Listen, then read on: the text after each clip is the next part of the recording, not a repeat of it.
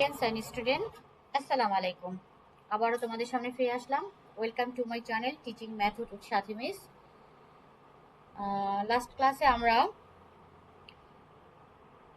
বলেছিলাম যে আজকে কিছু আমরা ক্যাডেট অ্যাডমিশন প্রিপারেশনের জন্য বিগত বছরের ভর্তি পরীক্ষার প্রশ্ন উত্তর সমাধান করব। সো আমি 2021 দ্যাটস মিন 2021 এর কোশ্চেনটা স্টার্ট করব আজকে। So let's go start today's class. তোমরা স্ক্রিনে দেখতেই পাচ্ছ আমি 2021-এর 1 নম্বর কোশ্চেনটা তুলে নিয়েছি। আজকে আমরা এটাই সলভ করব।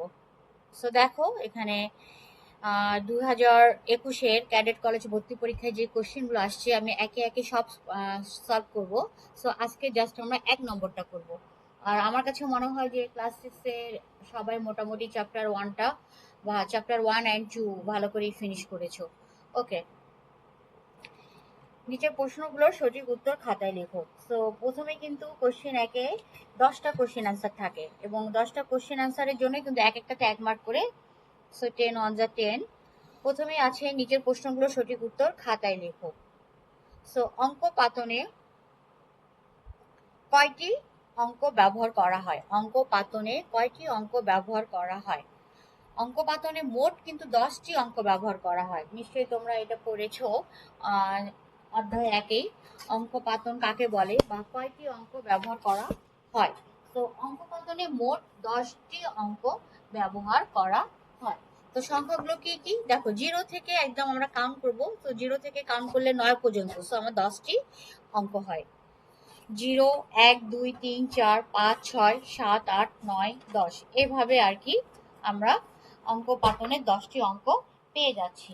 ওকে, সো অঙ্ক পাতনে কয়টি অঙ্ক ব্যবহার করা হয়? অঙ্ক পাতনে 10টি অঙ্ক ব্যবহার করা হয়। নেক্সট কোশ্চেন কি আছে? একটি ভগ্নাংশ ও তার সমতুল্য ভগ্নাংশের বিয়োগফল কত? একটি ভগ্নাংশ ও তার সমতুল্য ভগ্নাংশের বিয়োগফল কত? সো কি হবে? একটি ভগ্নাংশ ও তার সমতুল্য ভগ্নাংশের বিয়োগফল কি হবে? 0। ঠিক আছে, 0। সো আমি তোমাদেরকে একটু রিপিট করতে পারি অঙ্ক পাতন কাকে বলে যদি তোমরা ভুলে যাও।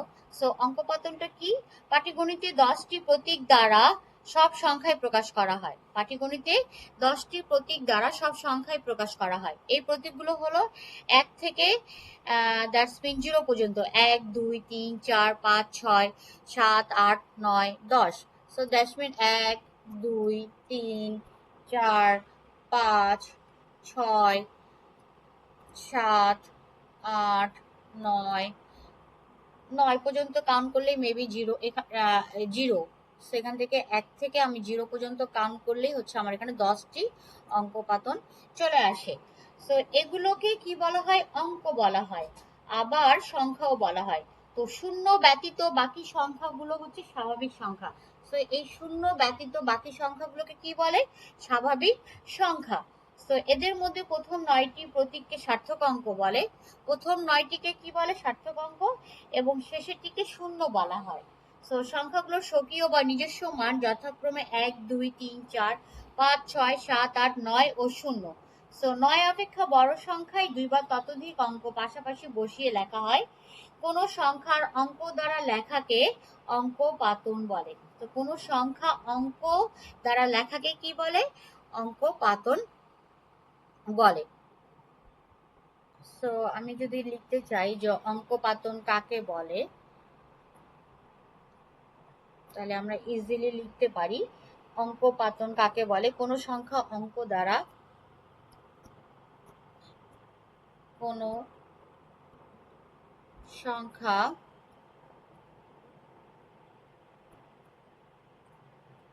অঙ্ক দ্বারা লেখাকে অঙ্ক পাতন বলে। আমি শর্টকাটে তোমাদেরকে লিখে দিলাম, একটু আগে আমি সব ডিসক্রাইব করছি।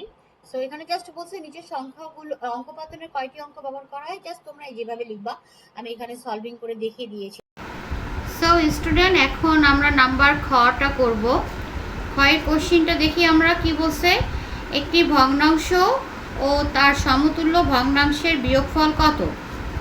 তাহলে একটি ভগ্নাংশ ও তার সমতুল্য ভগ্নাংশের বিয়োগফল কি হবে? 0। দ্যাটস মিন যদি আমরা থিঙ্ক করি একটি ভগ্নাংশ, আমি যদি একটা ভগ্নাংশ নেই, দ্যাটস মিন হাফ, আর তার সমতুল্যই যদি আরেকটা ভগ্নাংশ নেই, সমতুল্যই আবার হাফ নিলাম, তো এটার বিয়োগফল কি হবে? প্লাসে মাইনাসে, দ্যাটস মিন কি? 0। সো আমাদেরকে মনে রাখতে হবে একটি ভগ্নাংশ ও তার সমতুল্য ভগ্নাংশের বিয়োগফল 0। ঠিক আছে। নাও একটি নাম্বার গ বলছে যে 2:3 দ্যাটস মিন 2:3 ও 6:13 মিশ্র অনুপাত কত? আমি এখানে লিখি 2:3 ও 6:13। তাহলে আমরা এটা কীভাবে লিখবো? 2/3 অনুপাত মানে হচ্ছে ভাগ, তো 6/13। ঠিক আছে। তাহলে হবে কি 2/3 গুণন 13 ও মিশ্র অনুপাত। তাহলে তো এটা আমার ভাগ, জাস্ট অনুপাত, কাটাকাটি করলেই হয়ে যাবে। 2/3 আর কি 6/13, এটা ভাগ না, জাস্ট এটা অনুপাত চিহ্ন, মিশ্র অনুপাত। তাহলে কি হবে? 3 দিয়ে 3 দুগুণ 6, তাহলে এটা হচ্ছে 2 দুগুণ 4 আর নিচে হচ্ছে 13। That's it. ঠিক আছে। 2:3 ও 6:13 মিশ্র অনুপাত কত? তাহলে সরাসরি এটা আমরা গুণ করে কাটাকাটি করব। 2/3 আর কি গুণন 6/13। তো সিম্পলিফাই যদি করা যায়, কাটাকাটি যদি করা যায়, কাটাকাটি করব, দেন হচ্ছে যে মাল্টিপ্লাই করে দিয়ে যে অ্যান্সার চলে আসবে। Okay fine. নেক্সট চলে যাব ক, খ, গ। এখন করব ঘ। ঘয়ে কি বলছে দেখো, 8-15 ও 2-3 ভগ্নাংশটির গসাগু কত? এই যে আমি এখানে ম্যাথটা সুন্দরভাবে সলভ করেছি। আমরা কি জানি? ভগ্নাংশের গসাগু লবগুলোর গসাগু বাই কি হরগুলোর, লবগুলোর গসাগু বাই কি হরগুলোর লসাগু। আমরা কি জানি? ভগ্নাংশের গসাগু ইজ ইকুয়ালস টু লবগুলোর গসাগু বাই কি হরগুলোর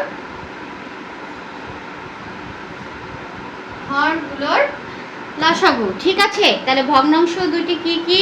8 আর 15 আর কি 2 ও 3। তাহলে 8 ও 2 এর গসাগু, ভগ্নাংশটির দুইটির লব, দ্যাটস মিন এই দুটো লব হচ্ছে কি 8 ও 2। 8 ও 2 এর গসাগু আমরা কিভাবে করব? 8 আর 2 ছোট করে লিখি, 4 দুগুণ 8, 2 2। তাহলে কি আসলো?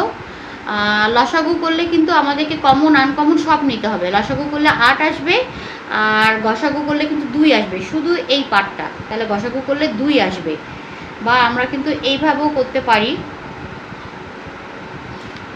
এটাও তোমাদেরকে দেখাই ভাগ প্রক্রিয়া কেমনে করে। 2 দিয়ে 8 ভাগ করব, 4 দুগুণ 8। সো এই যে এটা হবে গসাগু। ঠিক আছে। তারপরে হচ্ছে ভগ্নাংশের গসাগু ইকুয়াল টু লবগুলোর গসাগু ইজ ইকুয়ালস টু কি হরগুলোর লসাগু। 15 আর 3 এর আমাকে লসাগু করতে হবে। 15 আর 3 এর লসাগু, তো লসাগু আমরা এইভাবে করব, 3 কে 3 5 15, 3 কে 3, তাহলে লসাগু আসতেছে আমার 3 5 15, 3 5 15। ঠিক আছে। লসাগু হচ্ছে আমাকে সবগুলোই নিতে হবে, 3 × 5, 3 5 15। তাহলে আমার ভগ্নাংশ দুটির গসাগু সূত্রটা হচ্ছে লবগুলোর গসাগু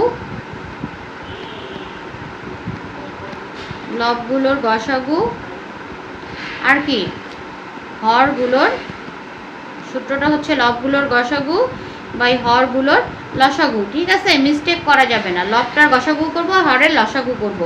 লবের গসাগু করব, আবারও বলছি হরের লসাগু করব। লবের গসাগু করব আর হরের লসাগু করব। এখন জাস্ট আমরা এখানে লিখে দিব 2/15। এই তো এইভাবে আমাদের ঘ নম্বরটাও আমরা সলভ করে ফেললাম। এখন আমরা যেটা সলভ করব সেটা হচ্ছে 5-এর 8 এবং 0.5-এর যোগফল কত? 5-এর 8 আর 0.5-এর যোগফল কত?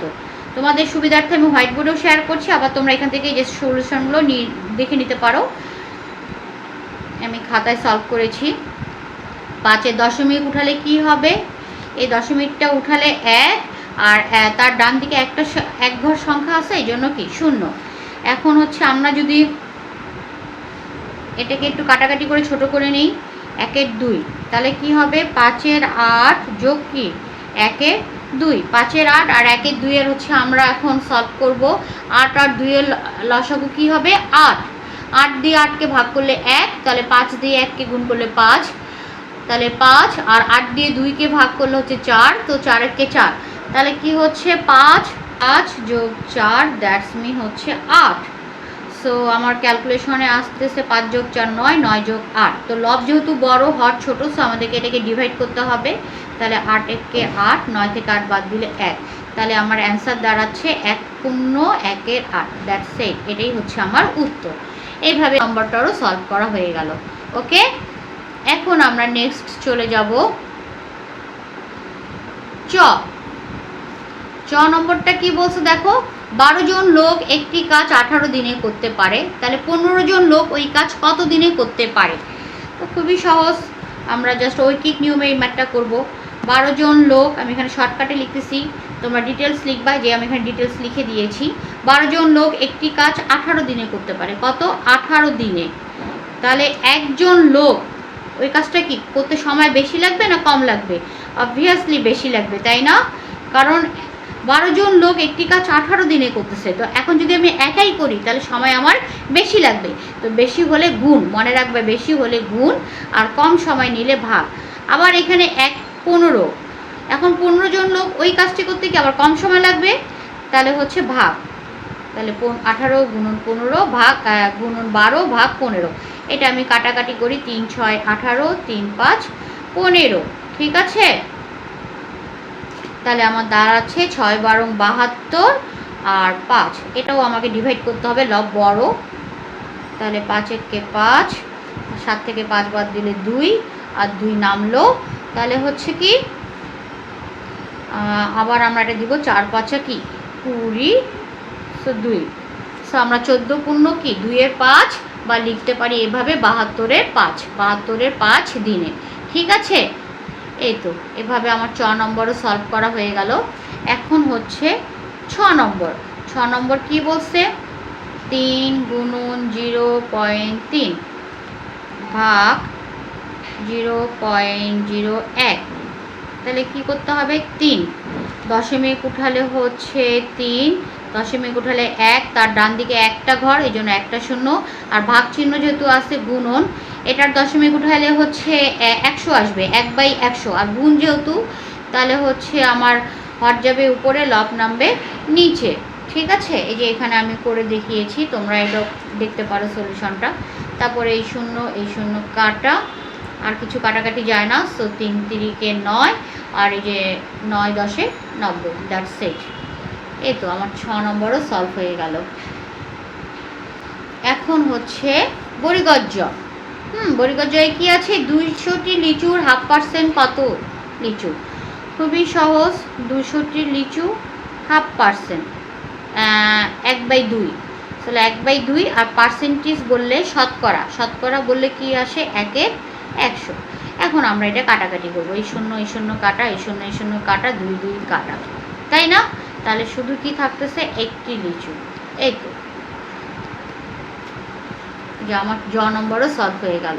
সো ক্যাডেট কলেজে ভর্তি পরীক্ষায় কিন্তু গণিতে প্রথম 1 নম্বরটা হচ্ছে যে প্রথমে 10টি প্রশ্নের উত্তর দিতে হবে 1 মার্কের করে। সো বিভিন্ন অধ্যায় থেকে এরকম 1 মার্কের ছোট ছোট কোশ্চেন, সংক্ষিপ্ত আর কি ছোট ছোট কোশ্চেন আসবে। সেই জন্য প্রত্যেক অধ্যায় থেকে আমাদের বেসিকগুলো ভালো করে জানতে হবে। সো বেসিক না জানলে কিন্তু আমরা এই প্রথম প্রশ্নটা যেটা 1 নম্বর সঠিক উত্তরগুলো যেটা খাতায় লিখতে হয়, একটা 1 মার্ক করে থাকে 10 মার্কের, তাহলে কিন্তু সলভ করা খুবই ডিফিকাল্ট হয়ে যায়। সো এই জন্য ভালো করে প্রত্যেকটা চ্যাপ্টারেই আমাদেরকে বেসিকগুলো খুব ভালো করে জানতে হবে এবং ক্যালকুলেশন করতে হবে। তো এইভাবেই আমার চ ছ জ সলভ হয়ে গেল। এখন বাকিটা করি। বাকি পরে হচ্ছে তোমার ঝ আর ইও। এই তো ঝ নাম্বারটা করব। জয়ের কোশ্চেনটা কি আছে দেখি। 4 অঙ্কের কোন ক্ষুদ্রতম সংখ্যা 7 দ্বারা নিঃশেষে বিভাজ্য। সো 4 অঙ্কের ক্ষুদ্রতম সংখ্যা আমরা কি জানি? 4 অঙ্কের ক্ষুদ্রতম সংখ্যা 1 4 3টা 0 1 3টা 0। সো 4 অঙ্কের ক্ষুদ্রতম সংখ্যা 1 3টা 0। এখন এটা 7 দিয়ে আমরা ভাগ করব। সো খুব সহজে এটা ভাগ করা যায়, তোমরা প্রসেস জানোই। 7 একে 7, 10 থেকে 7 বাদ দিলে 3, শূন্য ব্রিংস ডাউন, শূন্য নামাবো। দেন এটা 4 7 কি 28, 30 থেকে 28 শূন্য থেকে 8 বাদ দিলে দ্যাটস মিন 2 থেকে 10 থেকে 8 বাদ দিলে 2, 1 ক্যারিং করব। তাহলে 1 ক্যারিং করলে সো এখানে 3 2 হয়ে যাবে। সো বাম দিকে শূন্য বসে না।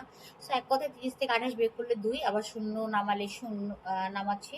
সো আবার এটা 7 দুগুণ 14, 3 সাথে 21 বেশি হয়ে যায়। So it goings to 2। So 20 থেকে 14 বাদ দিলে 6। তাহলে এখন 7 দ্বারা বিভাজ্য নির্ণয় ক্ষুদ্রতম সংখ্যাটি হবে কি হবে? এটা প্রসেসটা হচ্ছে 1000।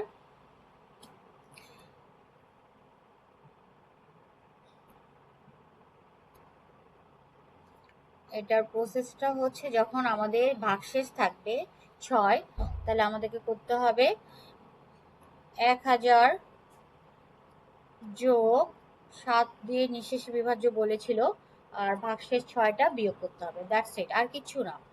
তাহলে 1000 আর 7 থেকে 6 বাদ দিলে 1। So that's mean 1001।